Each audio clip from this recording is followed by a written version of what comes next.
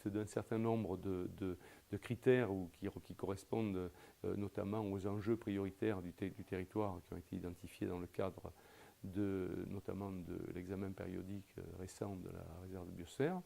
Et ces acteurs-là présentent donc des projets et dont on essaie de retenir les 10 qui répondent le mieux aux objets.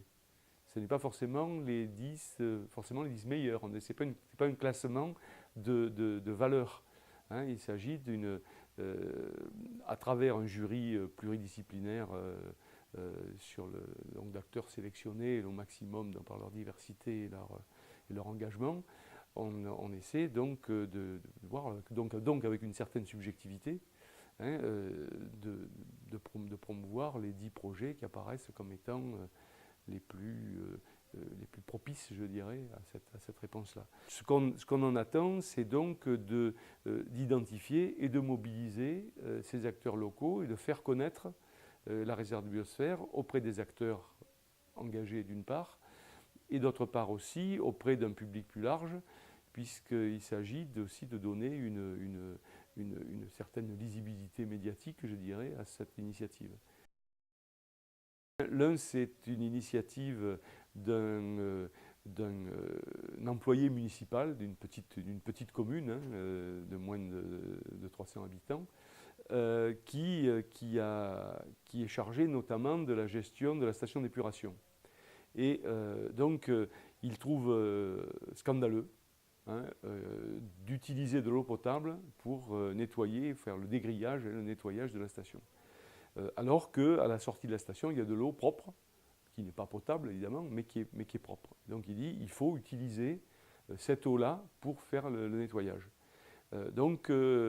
Mais nous avons besoin d'une petite installation, d'une pompe, de quelques tuyaux pour pouvoir récupérer cette eau. Voilà. Alors on a voulu reconnaître à travers ça, par le jury, à la fois l'engagement d'un acteur local de base, je dirais, en quelque sorte, cette prise en compte de quelque chose qui est souvent dévalorisé, qui est la station d'épuration, et cet objet éminemment intéressant du point de vue environnemental, qui représente les économies d'eau potable. Voilà, ça c'est un premier coup de cœur.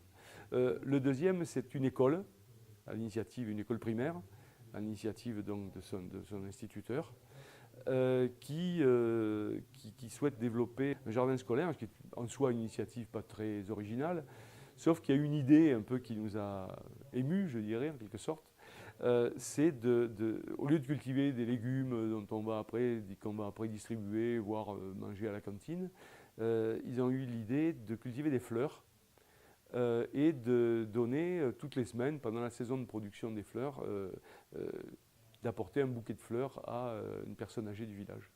Voilà, ce lien intergénérationnel, ça nous a parlé.